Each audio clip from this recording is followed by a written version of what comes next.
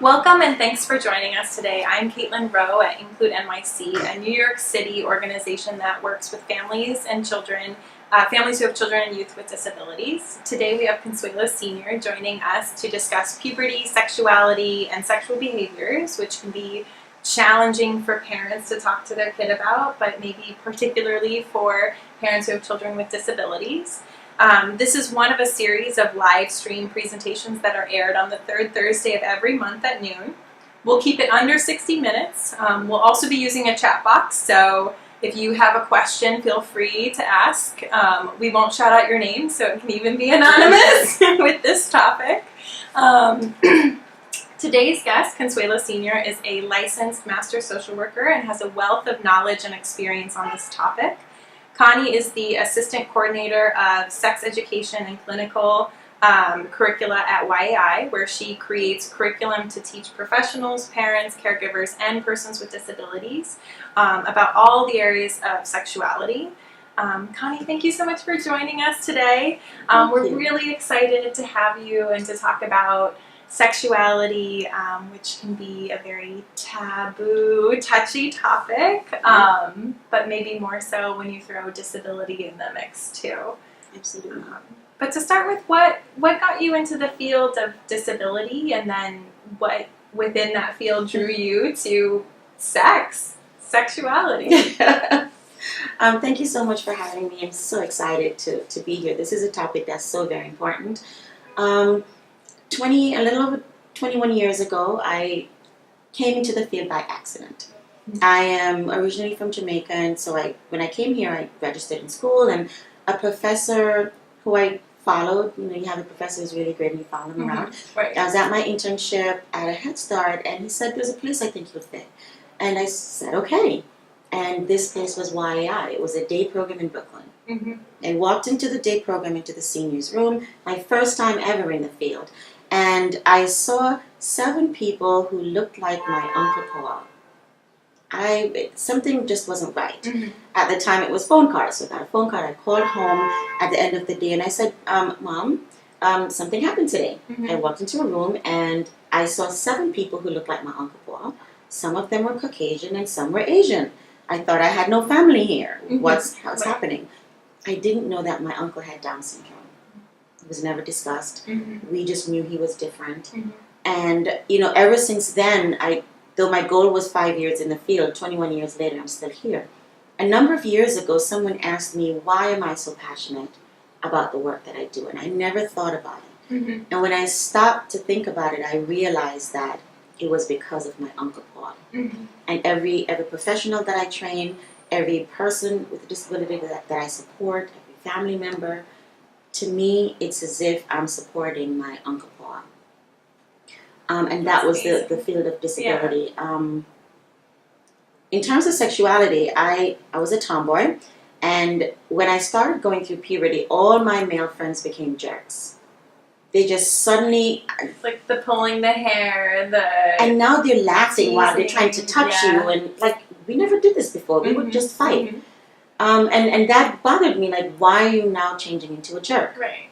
A few years later, in terms of culture, in a heterosexual relationship, the concept was all about the male. Make sure he's satisfied. That did not sit very well with me. So my work in terms of sexuality started with female empowerment. And that if you're part of this situation, you should be just as satisfied. So when I came to YI, it was the perfect marriage of recognizing that everybody should enjoy sex and be a part of that process. And then people with disabilities are people who have the same rights and should be offered the same opportunities. So it was the perfect marriage. Absolutely. So what is sexuality, though? Sexuality is very broad, and in fact, it's considered as from the womb to the tomb, from birth to the end of life, and different organizations, the World Health Organizations, have a definition that anyone can Google. I like to sum it up as the essence of who you are. It's how you dress. It's how you feel about yourself. It's your self-worth. It's how you identify, male or female, what your preferences are. It's everything that makes you you. It's that inner thing that makes you you, that just colors through everything that you do. Mm-hmm. Mm-hmm. And that is sexuality. Yeah. It encompasses your feelings, your emotions, the decisions that you make, that comes from who you believe yourself to be. Mm-hmm. How can that not be part of a person with a disability? Absolutely. Yeah, and I think, we like to jump to sex and, penis, vagina, all of those, like, body parts, the act, whatever else, but it's not just that. It's, how are little girls dressing? When you go to Target or Walmart, what clothes do you see for the girls and what do you see for the boys? And who wears what, mm-hmm. right? Because society Mm-hmm. will tell you who wears what when it Mm-hmm. shouldn't be. Mm-hmm. It also involves and includes the type of friends you make. Yeah. Who are the friends you want to associate with, right? Warmth, friendship, hygiene. It covers, the biological, psychological, and sociological aspects Mm-hmm. of sexuality. And relationships, as we talked about before too, Yes. that, whether you think they're picking it up or not, kids are watching the relationship you have with your partner at home. Absolutely. They're watching within the extended family how are aunts and uncles reacting to each other, how are grandma and grandpa treating each other. They see it on TV, yes. out in the street, everywhere. Yes, and touch. Mm-hmm. How do people touch each other? Mm-hmm. How do people react when they touch each Mm-hmm. other? Mm-hmm. And that's why even as early as possible, the fact that you look at a little baby when they're breastfeeding or when they're with a parent, and just that feeling of mm-hmm. warmth and that touch, that's so important because we are created to need touch. Mm-hmm. So they're looking at that. Mm-hmm. I often in trainings will use a simple thing like a slap on the butt. Mm-hmm. What that can mean. It can mean many things. Right. Sports, right? We see it a lot in football games, mm-hmm. right? We see it could mean encouragement, it could mean I like you, it could be playful, it could be... Children are seeing this. Mm-hmm. How do we know what it means to them? So if they copy it, we don't even know what that means. Right. So they may slap someone on the butt because they think it's saying you did a good job, when that could actually get them arrested if they're not aware. Yeah. That you shouldn't do that to a stranger. That's a great example. I never even thought about that. Yeah. But that's a great example. But despite the fact that parents are teaching their kids about sex and sexuality all the time, we still tend to hear a lot from parents, oh, sex? He's not going to understand what sex is, and he's never going to have it. Why do I have to talk to him about it? Or... yeah, can't the school just talk to her about that one? I get that all the time from parents. We do know that it's no longer done in most schools. Mm-hmm. And often when I ask people about what did they learn in school, it was more the biology of sex. Not about relationships, not about the pleasure of sex, mm-hmm. but more of the biology. Mm-hmm. That's the smallest part of sexuality. Mm-hmm. Often for parents... because depending on the type of disability and how involved it is, they're often not thinking that this child is going to develop biologically the same mm-hmm. as a child who doesn't have a disability. Mm-hmm.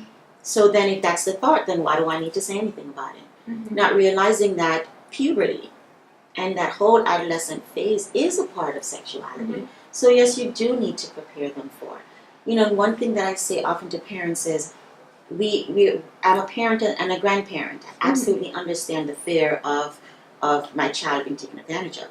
But if they don't know that this is not something that should be done to me, how can they report it? Mm-hmm. It's true. It's true. So if they don't know this is sex and this shouldn't be happening now, then if it does happen, how do they know that I need to tell somebody? Right. From a safety aspect. From a safety aspect. It's super important. Yes. What might be some of the other reasons that it's so important, particularly for a parent who has a child with a disability, to have these conversations, to teach all of these different aspects of sexuality? For awareness. There are many times when a person with a disability may do something that is seen as inappropriate, mm-hmm. but it's because they didn't know that it shouldn't be done there in the first place. Mm-hmm. So if nobody tells them that if they're watching reality shows or porn and they see someone go over and just start massaging someone mm-hmm. in public, mm-hmm. they may do it because that's what they see, but no one has taught them Mm-hmm. So it's so important that a child with a disability is taught these things that we figure, oh, they should be able to pick it up.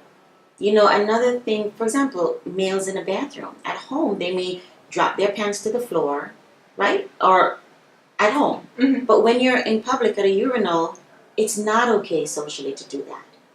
And there have been people with disabilities who have been ridiculed or have been hurt, or people think that they're being pedophiles because they're adults, because nobody told them. So in terms of social etiquette, often these behaviors may happen and they don't know that what they're doing is incorrect. Yeah. You know, masturbating in my backyard, is my private, that's my home. But not being aware that if neighbors can see, it's really public. Mm-hmm. That's so true. Yeah, I think there are multiple pieces of that, right? The Yes. public versus private Yes. spaces, Yes.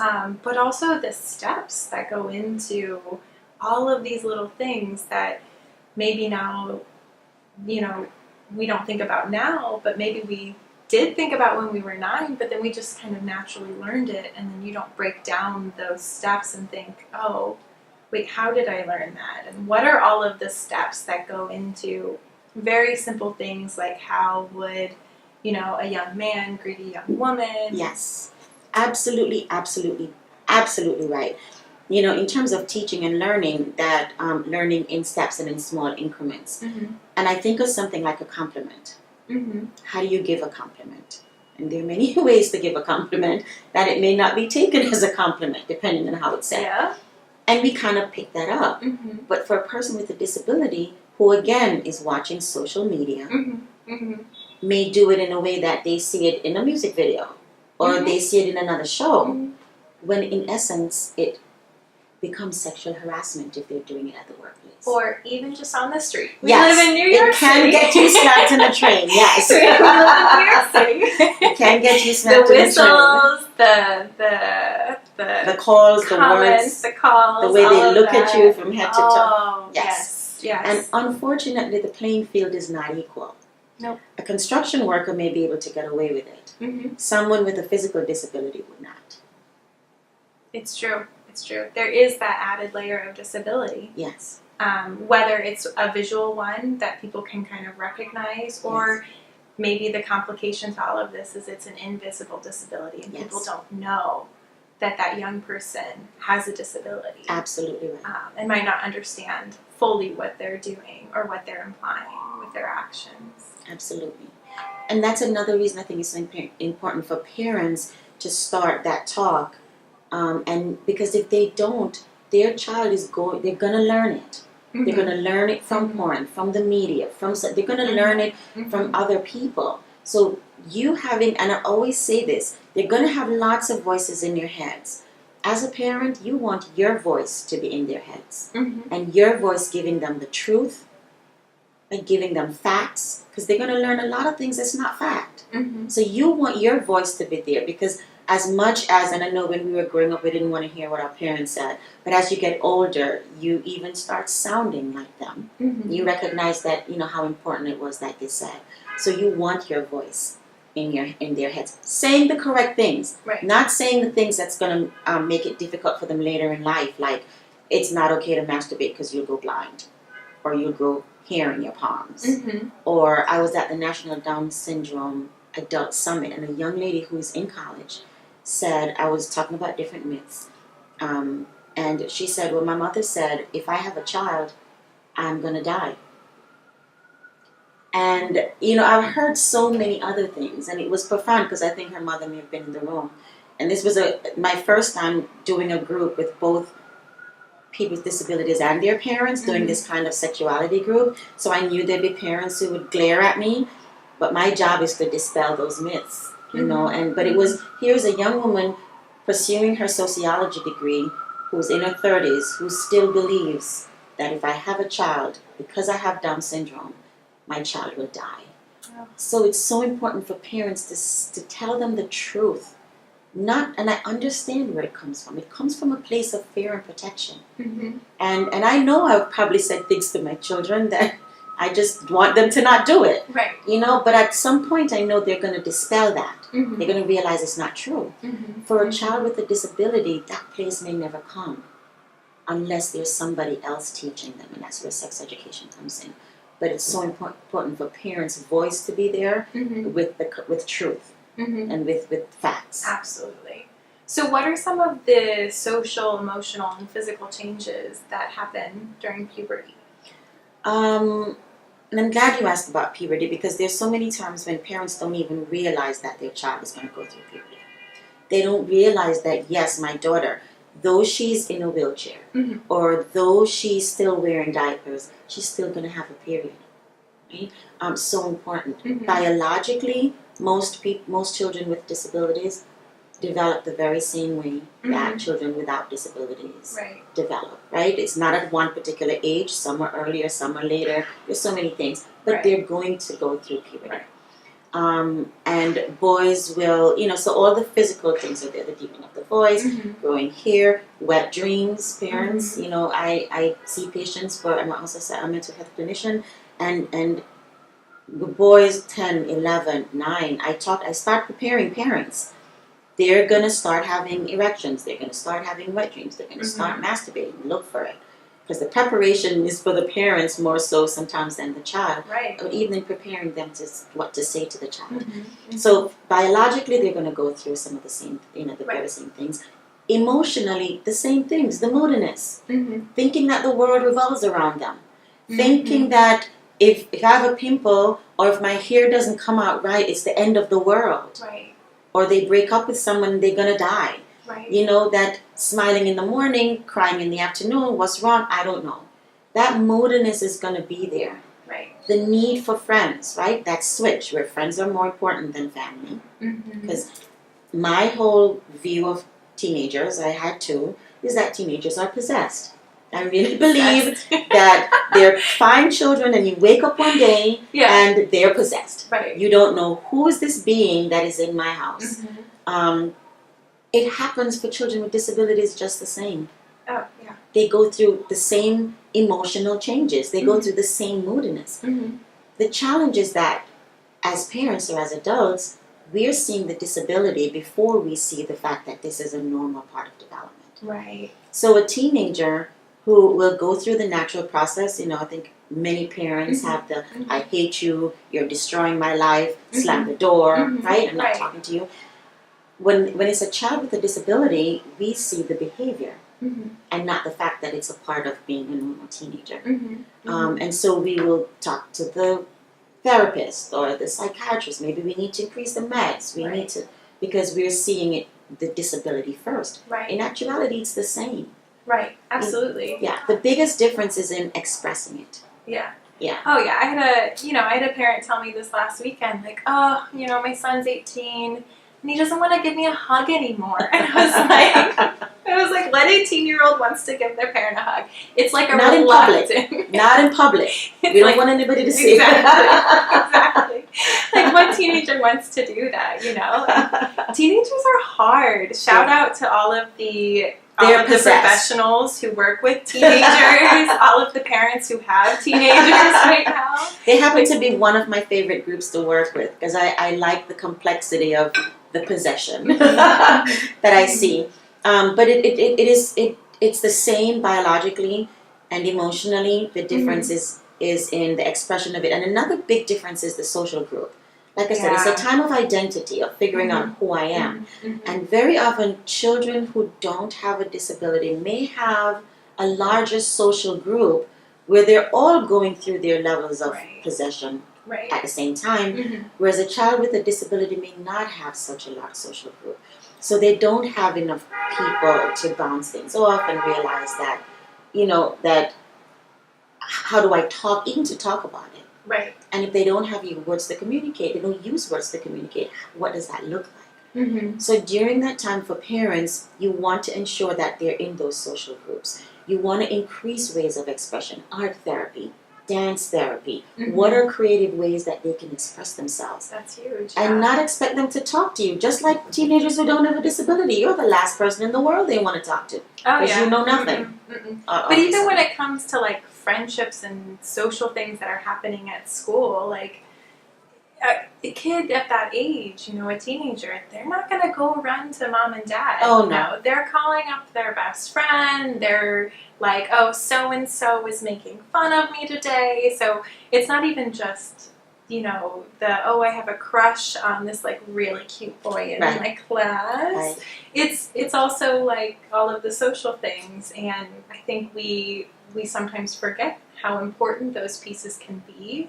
Yes. And how it is a natural part of what happens to an individual through puberty and beyond. They're looking at their peers, right? They're comparing themselves to their peers. So, you know, that's affecting their self-esteem, their self-image, their body image. And that's all part of sexuality. Yeah. Your body image.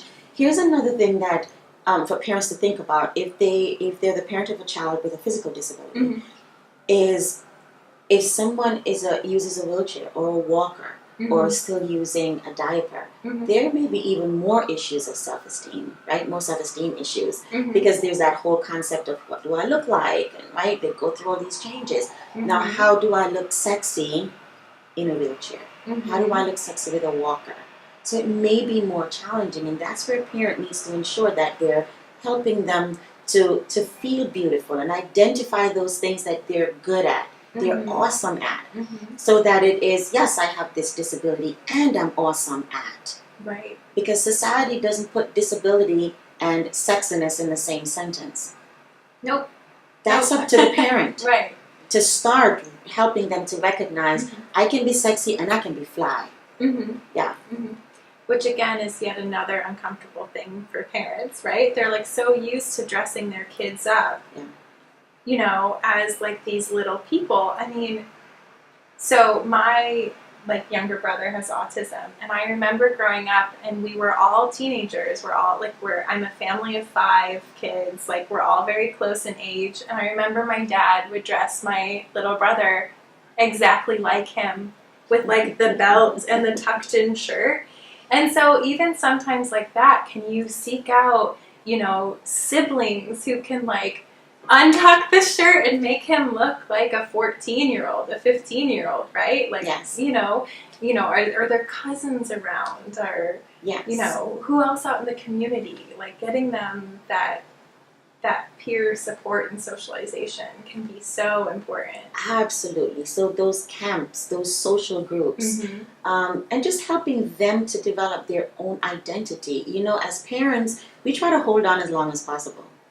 Right? And especially when a child has a disability, we feel that they can't because we've been supporting so long. When do we pull back and allow for them to do for themselves? Because I really feel in those situations, often parents, you know, if you allow them to, they can pick out certain styles. They'll see people who they like and how they dress. And that's a part of developing that sexuality as well, in figuring out what's my style. Absolutely. So what are some strategies you would give to parents to start having these conversations with their kids about puberty, changes, all of that? Okay, one of the first things I think is, as a parent, to ask yourself, what do I know? What do I currently know? You know, what age is my child, and what knowledge do I currently know?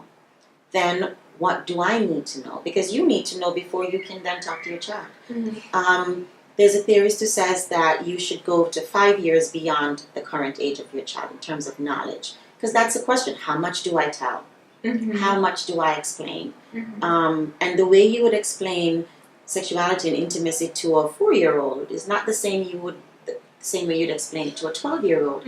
Because to a 4-year-old, it's probably about hugging, and they've seen people kissing on television. And that's some of the things we don't realize. All that's coming through that television and that electronic device, they're seeing elements. As the parent, your job is to put it in perspective, right? Put it in perspective. Talk about the family's values, the truth, and not things like they will grow hair in your palms, in the middle of your hands if you masturbate. So Right. facts. Right. So for a parent, I would suggest finding out the information. Mm-hmm. And now there's so much that you can get online, and I know that we have some information for them that they can go online and get some information about. I would say look for incidental moments. When you're bathing a child, that's the time to talk about body parts. Mm-hmm. Huge tip, parents. Teach your children the correct name of body parts. Because if they don't know the correct name, if they're reporting something, then they're not going to use, Johnny touched my cookie today. It could be my cookie at lunchtime. Right. And how do staff figure that out? How does anybody figure that out? Right. Right? So using bath time to talk about labeling body parts accurately. Mm-hmm. This is the breast, this is the vulva, different from the vagina. Also use it to talk about privacy. Mm-hmm. Oftentimes we'll tell children or out here, nobody should touch your private parts. Mm-hmm. That's not really true. If it's a person who needs supports with intimate care, a stranger is going to touch your private Mm-hmm. parts. Mm-hmm. A doctor may touch your private parts. I think what is more important to teach children is that the person needs to ask your permission. Mm-hmm. No one should touch you unless they ask your permission. Mm-hmm. And you should tell them they need to ask your permission. Mm-hmm. Because even the doctor should ask your permission or to let you know Absolutely. what they're going to do. Absolutely. So use those moments. A family member is pregnant, use that opportunity to talk about what is pregnancy. Mm-hmm. So use incidental moments that come up. Right. Introduce information in small doses. You don't have to give a lecture. Most kids don't want to hear a lecture. Especially teenagers. No, they don't. A tip in question is asking, what do you know? Right. Ask them what they know first, and then you add to it. Mm-hmm. And then you'll know if you need to correct something. Mm-hmm. Or you'll know where they're coming from. Mm-hmm. I remember when my son was small and he loves his aunt, and he came back from his aunt's house. He may have been about 3 or 4, and he said he had sex with his aunt. And after I realized I wasn't breathing, I said, what does that mean? Good old social work, right? Right. What does that mean? And he said he was laying on his aunt. So I said, okay, and then what happened? Because I know often she would lie down and he likes to lay on her chest. Mm-hmm. So I said, and then what happens? He said, I was laying on my aunt. I said, okay, and then what happened? He said, oh, we had sex. I said, so after you laid on her, then what happened? He said, then that's sex. I said, oh, okay. Oh, okay. And then I explained to him, okay, so that's not sex. That's, your aunt, and I know you like to cuddle with her. Right. That's his favorite, not his favorite. At the time it was his favorite aunt. I said, but that's actually not what's called sex. Mm-hmm. Mm-hmm. But somewhere he heard it, or he saw something on television, and he made some connection, Right. right? Mm-hmm. I wasn't going to go in to tell him about the mechanics of. So very important that we ask them, for what do you know about that topic? And there are lots of kids who won't initiate the conversation. Right. Parents, Mm-hmm. you initiate the conversation. Start out. Mm-hmm. Talk about what a crush is, what a flirt is. Talk about respecting other people. Mm-hmm. Right? So Huge. there's some places in society where giving a compliment includes using derogatory terms. Mm-hmm. Right? So it's so important that this starts from home. And you have a home base where you talk about respect, where you talk about it's okay to, have a crush, and a crush doesn't mean that Mm-hmm. you're in love and you're going to die if the person doesn't tell that. Absolutely. Well, I think the consent and the permission piece is really big, right? Yes. Because, circling back to a young person who might need help with toileting or with bathing or dressing, whether that be for physical reasons or, cognitive developmental reasons, I think about so many young people who I've worked with. I think about my brother, and, they have staff, siblings, family members coming in and out Mm-hmm. since they were babies, dressing and bathing them, right? Mm-hmm. And how confusing that can be. Absolutely. And we talk about stranger danger, but the first time a person comes to provide that support, they're a stranger. Mm-hmm. But that stranger is now touching me in places. So we are confusing as much as we think we're helping Mm-hmm. when you say, who is that stranger? Another thing that we do as a culture in certain cultures is that, and I know for me, when kids are small and they walk into a room, we tell them to hug. Hug and kiss, right? Hug and kiss all your relatives. If you don't, it's disrespectful. We know that abuse often happens by someone who children know. So inadvertently, we may have been forcing our kids to hug somebody who would potentially abuse them. The other thing that we have inadvertently been teaching kids is hug someone even if you don't want to. Right? So if we could stop doing that as parents, teach other ways to say hello, wave, smile. We don't smile and make eye contact anymore because it's all in our electronics. Right. Use words to say hello, how are you? But so that we don't force our kids to hug people that they don't necessarily want to hug, because we're inadvertently teaching that even though I don't like it, I should allow you to do it, because that's what's right. So a parent can, that's another place a parent can start.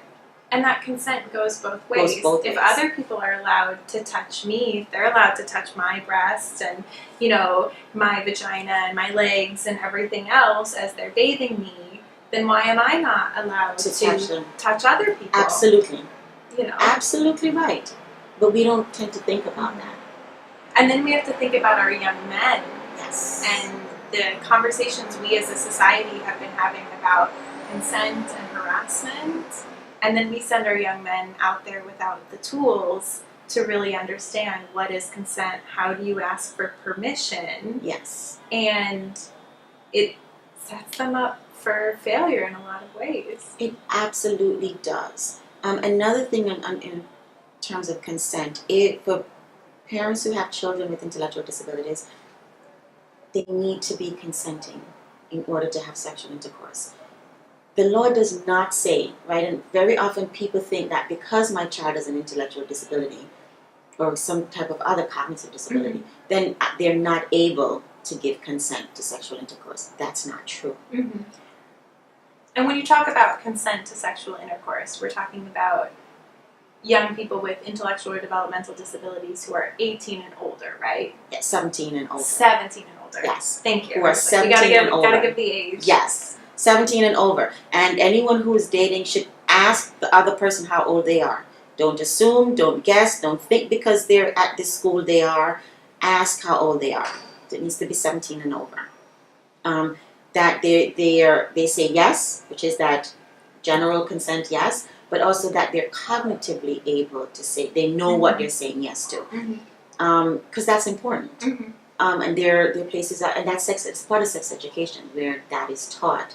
That you give your children the knowledge, because it is the knowledge to know what I can say yes to and what I can't say yes to, or that I have the right to say no at any time, and I have the right to say no to different aspects of sexuality. If we don't do that, then we're leaving it up to media to teach our children what's needed. Or they'll end up doing something that's wrong because they didn't know that it's illegal.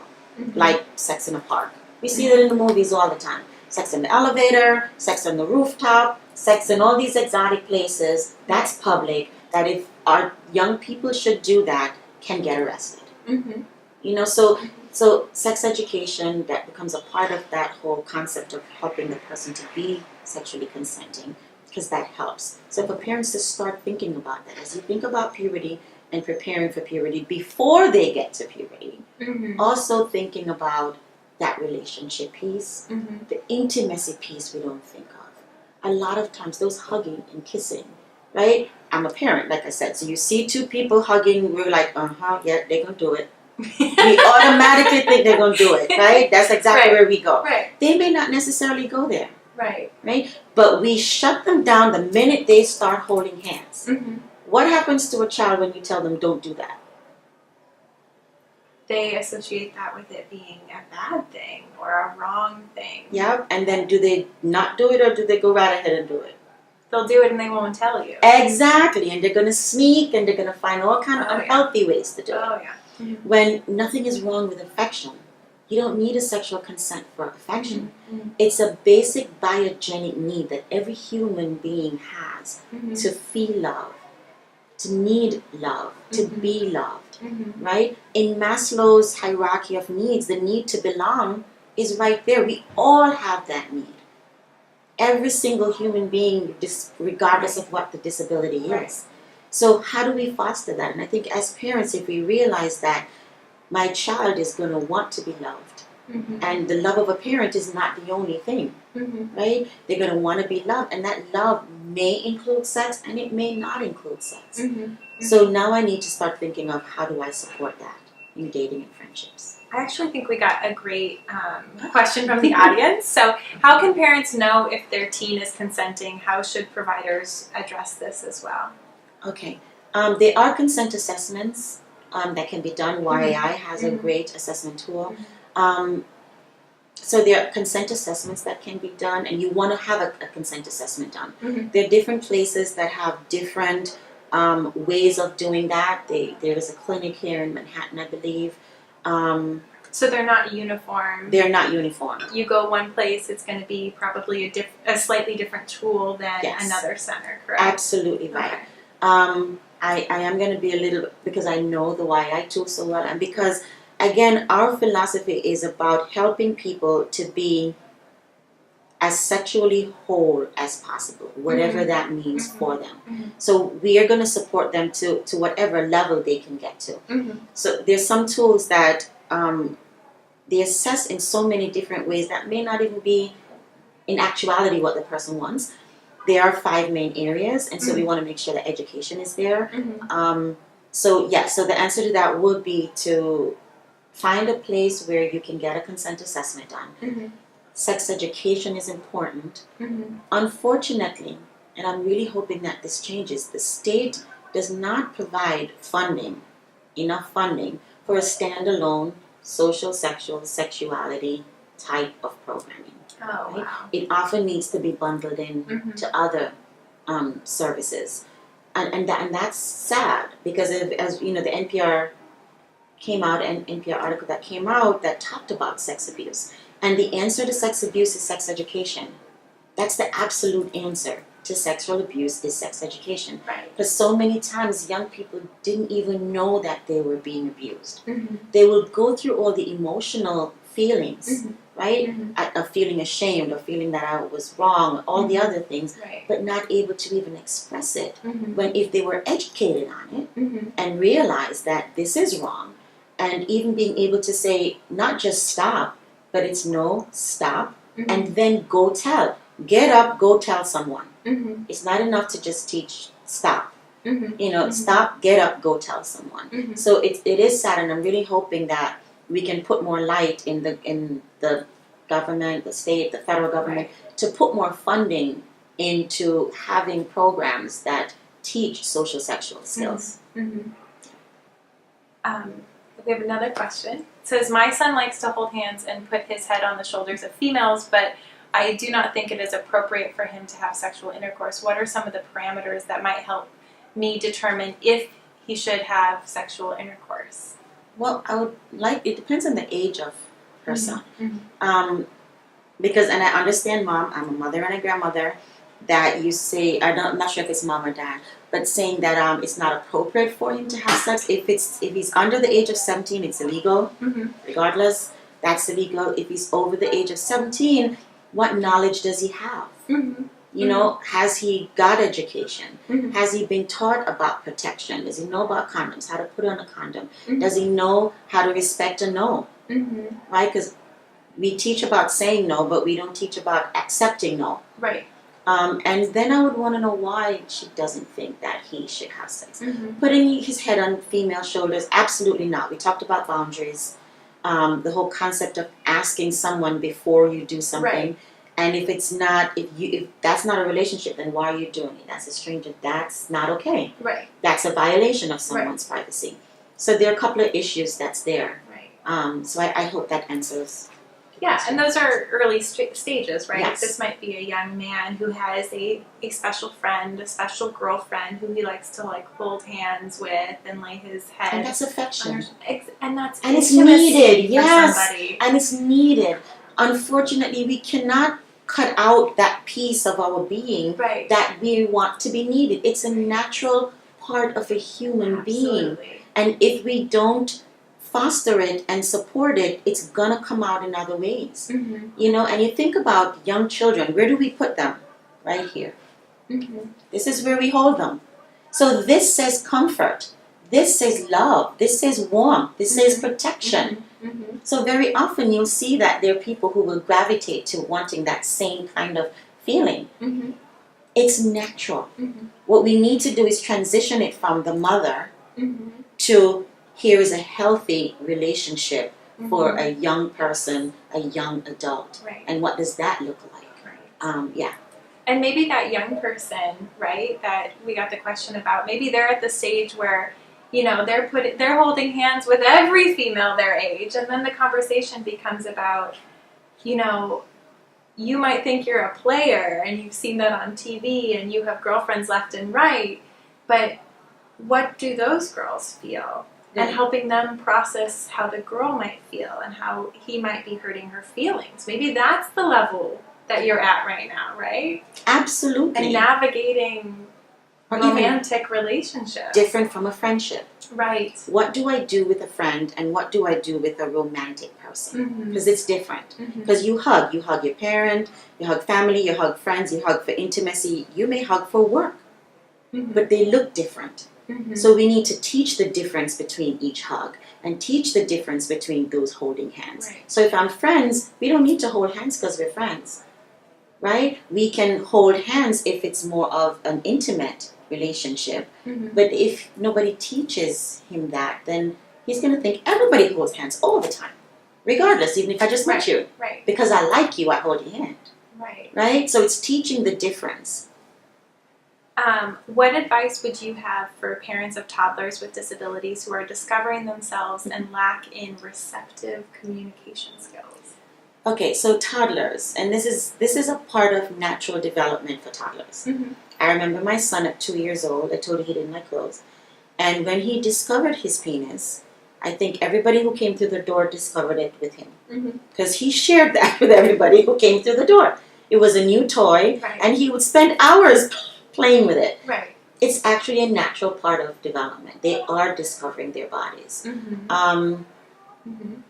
Oh, they're a friend of mine, her like baby girl, they went in for their 15-month check-in with the pediatrician, and the pediatrician, you know, goes and like opens the legs, checks everything out, makes sure she's all good. So now her like favorite thing to do at home when the diaper comes off is go whoosh with her legs like right in the air, right? Yeah, she's 15, 16-month old. Yes. You know, we think that all of these things are so different for young people, for children who have disabilities, but that self-discovery is all kind of the same. Yes. I think that the harder pieces are going to be teaching the privacy awareness, right? Time and place. Time and place. Time and place is going to be the more difficult And piece. I think we had talked about this like before we started the session about how there's not going to be, you know, a quick snap your fingers and it works. It's going to be, you know, a plan set in place Yes. to teach something step by step. Yes, and it's a process, and it's Mhm. trial and error, Mm-hmm. and the child will change, and you need to change plans when they change. And also just watching. They're going to change developmentally at different rates. Mm-hmm. You know, I think a lot of times what I've heard from parents is they'll start, and yes, toddlers will touch their penis because it feels good. They've discovered it. It feels good. It's this new thing. They used to have a female. They're going to be, I have this. Do you have that? There's going to be that whole, you know, mysterious piece about it. Mm-hmm. For some parents, what I've heard is, so when do they stop? Mm-hmm. Because sometimes it may take a long time to stop. And that, again, I think goes to time and place. Mm-hmm. That, no, it's not in the living room when everybody's watching the football game. Mm-hmm. It's in your bedroom. Mm-hmm. And that is not all day. You do need to come outside, and right. So I think that's I wouldn't worry too much about it. It's a natural discovery of the genitals is a natural part of development as a toddler. Mm-hmm. Mm-hmm. So we've talked a lot about, I feel like, some of the similarities around puberty and changes. What might be some of the differences, though, for young people who have disabilities as they go through puberty? Well, one of One of the main ones I think is from the outside, right? What do I look like? What do people see me as? How do I fit in? Do I fit in? That whole social group. You know, are they going to sleepovers? Now people are going to sleepovers and parties and boyfriends, girlfriends, all kind of different things, and that I'm not a part of that. I think that's one of the biggest things. Also, just being as independent as possible. If your parent has to be with you, it's a different thing than going on your own. I think is another thing, and just the knowledge. I think. Yeah. What about medication? The fact that they need to take medication, and sometimes that's why parents may not allow sleepovers because of the medication. And does but even if it's a seizure medication, how do you know that the family member, the other family will give it? And sometimes the young people themselves don't want anyone to know that they're taking medication. Yeah, so that sometimes can be a challenge. Even going to a therapist at times, they don't want anyone to know that they're seeing a therapist, and because again, stigma in society. When therapy is a good thing, it doesn't have to be forever. It can be for a specific time. I think parents need to hear that it can be for a specific time.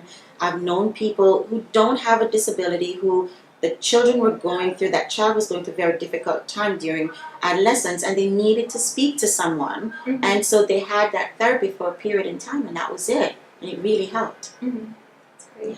What about, because we get this question all the time too, what about masturbation? What about wet dreams? How do you handle that if you're not sure if your son is masturbating or not? Do you teach? Do you not teach? What about people for religious and cultural reasons believe masturbation is wrong? It's a sin. Yes. Jesus, what do you say to those parents, those caregivers out there? I say two things. One, we often focus on males, on the boys, but to remember that girls also masturbate. The reason we are more focused on boys is because it's more visible, right? And you see signs of it on the sheets. But girls also masturbate, so you want to encourage both. When it comes to religion and culture, that's going to be a family decision. And I can't speak to that except to remember that it's your religion. Is it also the child's religion? Right? Within a certain age, and yes, I was one of those parents who said, you're under my roof, it's my rules, you do what I say. You don't have any religion, you have what I tell you to have. Right. Yes. There are those of us out there, I was one of them, I will confess. And in that case, and chances are that's a child who's underage, right? But I think the other piece is to realize that this is a human being that has needs that they have no control over. They do not tell their hormones when to start increasing, so there is a biological aspect of this that sometimes we forget. And what we are trying to tell our children to do is to tell your mind, to tell your body to stop feeling what it's feeling, and often that's difficult. Right? So in terms of religion, there have ways that they may want to address it. That's up to them. I think, though, to understand that your child has a need, and how do you best support them with that need? For other parents, it is a natural part of the development of a child that they are going to masturbate. If you don't have the discussion with them, they're going to see it. And that's the other piece. They're going to see it. They're going to hear it. And do you prefer for them to learn it from someone else or somewhere else that you have no control over? Or do you want to start that conversation and have that conversation where you can give some guidance? I remember with my daughter, I said, you have a boyfriend, you can start kissing, your body's going to have these feelings. And I talked about where in your body what's going to feel. You can't control that. Right. What you can control is if you decide to follow through on it or not. You can decide to say, I want to stop here and not any further. but you're going to feel certain things. So I would, and when sexual expression is repressed, there are consequences. Right. It comes out in other ways, in other types of behaviors. It also manifests itself internally in things like a low self-esteem, depression, because it comes with, when it's stop, don't do it, it's often interpreted as I'm bad. I did something bad. That means something is wrong with me. So I shouldn't feel this way. Yeah, and I'm bad to feel this way because it's hidden and nobody talks about it. So I think if and it's not easy. I'm not even going to pretend as if this is easy. No. As a parent, I don't, like I said, I don't want to know anything about my children's sexuality. I have a grandson and I don't want to know or think about my child having sex. I understand that. If you think about long-term life of that child, however, how is it going to affect them later on in life?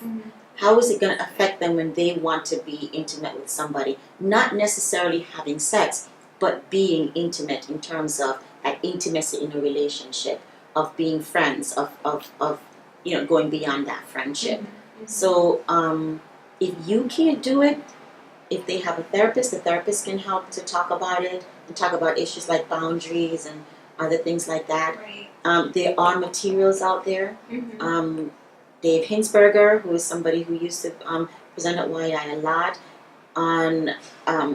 I know for his agency they have a DVD that's called Handmade Love, and another one called Fingertips that you can purchase as a parent, watch it yourself, and the child can watch it to see what to do. Because sometimes children start with masturbation but they don't go to completion.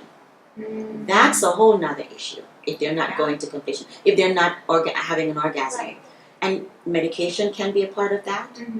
Sometimes it's sensory issues. Because if you think about what an orgasm is, you have to give up absolute total control to allow yourself for the sensation to take over.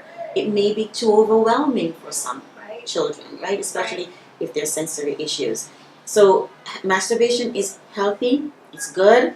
I know for some parents they don't want to go there. Then find a family member who can go there. Right. Maybe it's the dad who does it. Maybe it's that uncle. Maybe it's the godparent. Right. A trusted family member who can have that discussion, but it's a needed discussion. Right. And for parents who are maybe a little bit squeamish, those videos where you can sit down with the person and say, click, yes. I'm going to walk away for a little bit. Yes. I'm going to come back afterwards and we'll talk about your questions and what you understood, and we can break it down in that way, but I don't have to sit next to you and you should while not. You're watching. You should not sit next to them because then you become a part of the fantasy. And those are good videos because it talks about hygiene as well, because there's a hygiene before and there's a hygiene behind it, right? Before and after, and that is included in it. So it's an opportunity to also teach responsibly in terms of your body and not getting sick. Absolutely. Toys, I know some parents don't like to hear about toys, but toys are healthy. Maybe even particularly for women. Yes. It's a little bit more complicated. Yes. When it comes to female orgasm and society in terms of making light of and it being much more acceptable for male masturbation than for female, yes.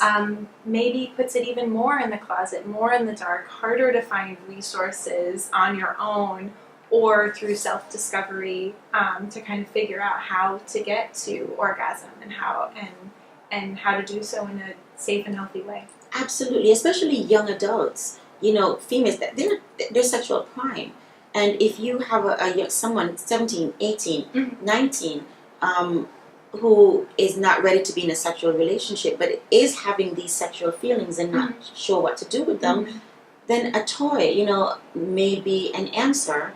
Because again, the repression of sexual expression, of sexual feelings will come out in other ways that end up very often being maladaptive. And we live in New York City. Yes. There's a lot of people in the apartment all together, right? So we talk about privacy awareness and what's public and what's private. But that can be even more complicated when you share rooms with siblings, when you have 5 people sharing a bathroom and you're like knocking on the door saying like, hey Joe, it's been 60 minutes in the bathroom, right? Yes. I don't think sometimes we even think about on a day-to-day basis maybe what spaces are set up to to be private spaces for a young person as they're going through puberty and as they're kind of doing this self-discovery and figuring it out. And you're trying to teach them public and private, yet there's no private space for them, right? Absolutely right. You're absolutely right. And I think with that in thought, it would be for parents to find that private space. And when we teach privacy, that we're concrete, especially if there's an intellectual disability. Mm-hmm. A bathroom, we can't just teach a bathroom is private. Because then someone may think, I go to Red Lobster, the bathroom is private. And it's not, right? It's definitely not. You can get arrested for having sex in a bathroom in a public place. Right. So even or school. Even. Or school, absolutely. Mm-hmm. So we definitely need to teach, in teaching privacy, being concrete, and then I think as parents allowing for that space or that time, mm-hmm. especially as you see that your child is going into puberty. Mm-hmm. So we have a few more minutes, so I do want to ask about dating tips, right? So even if they're not at a point where, you know, they're not 17 yet, they're not consenting adults, or even beyond that, you know, dating's going to be hard. What tips do you have in helping parents talk to their kids about dating, but also supporting those relationships? I think starting with some that's really general. Mm-hmm. You know, before you even get to one-on-one dating, you have your group datings, right? For each family, they're going to determine when they're going to allow them to go on a date. It's very important to go on group dates before you do one-on-one dates.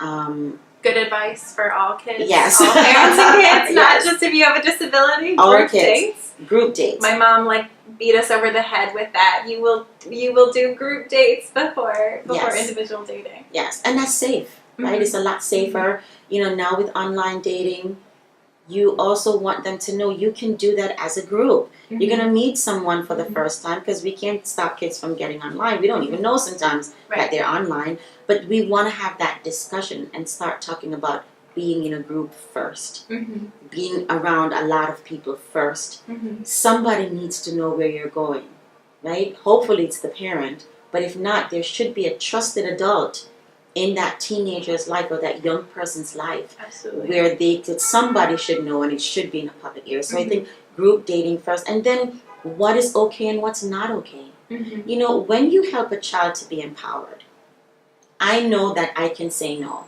Mm-hmm. I know that I'm gorgeous, and you may think I'm ugly, so you go away because I'm gorgeous. Mm-hmm. The problem isn't with me, it's with you. Right. So building that self-esteem is a huge piece. And I know we're talking about dating, but that's a part of it. Mm-hmm. Because if the child has a low self-esteem, they're going to be tempted to go along with, because they think that that person is the right. only person they're going to have, right. or that person's the only person's going to like them. And they may end up doing things that they would normally not do, mm-hmm. if that self-esteem isn't good. Mm-hmm. But definitely talking about what is a good, even with friendship, who's a good friend?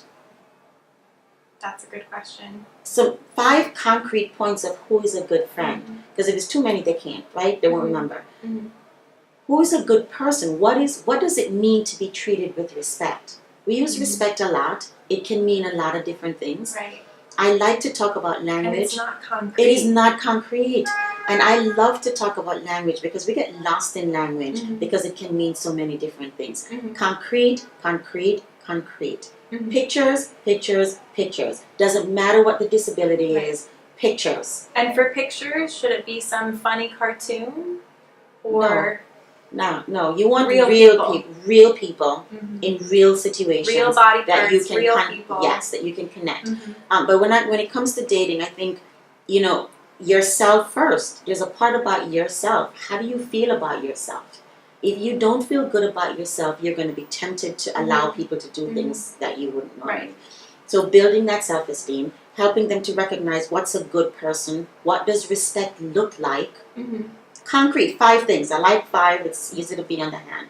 5 points about who's a good friend. 5 points about what respect is. Mm-hmm. So they'll have that as a tool and a guideline for mm-hmm. when they're going with somebody. The difference between a date, a first-time date, then what happens next, Mm-hmm. We need to break these things down for our yeah. children. Right, absolutely. So Last question. We already talked about a bunch of resources, but what additional resources are available for parents and caregivers to seek out information to get these questions answered? Like I said, unfortunately, there are not a lot of places that provide these supports because, again, the funding needs to be there. But there are some organizations that are doing real good things. There are some things online. YI has social groups. There are groups for parents. While the parents are in the one group talking about sexuality, their child on the autism spectrum can be in another social skills group. There's a UNI dating group that YI does. You do need to live in Manhattan and need to be 18 or over and OPWDD eligible, meets once a month. All of those information can be found through our YI link on our YI page, and you can get that information. There are other places, JCC of Manhattan. Research where there's social places that have these programs. Camps, get involved in camps, in recreation groups, afternoon, weekend recreation groups. Therapy is a good thing. It's not a bad thing. Talk therapy is important because you may not be the person they can talk to, but that other person is somebody they can talk to. It's not forever. It's for when it's needed. And then there's some online, and I know that we have some information that's online. You can, and then they can always reach out to me for some more that's online. I like stuff that's free. I'm a mother and a grandmother, I said, right? I like things that's free and concrete. Awesome. Thank you so much, Connie, for all of this and for the conversation. I feel like we could go on for days. Oh, we could go on for a whole week. Yes. Just talking about this, and I would love to swap stories and talk more, but our time is up, so thank you everybody for joining us. The PowerPoint slides and more information on this topic, including YAI's link information, will be distributed via email and can also be found at our website, www.includenyc.org. Past live stream videos, which will include today's live stream, are available on INCLUDEnyc's YouTube channel, which you can access through our website. We'll be taking a summer break from our live stream sessions, but you can check out our website for information about upcoming events and workshops. And again, check out all of our archived live streams. And we'll see you at the next Include Live, real conversations on parenting and disability. Thank you.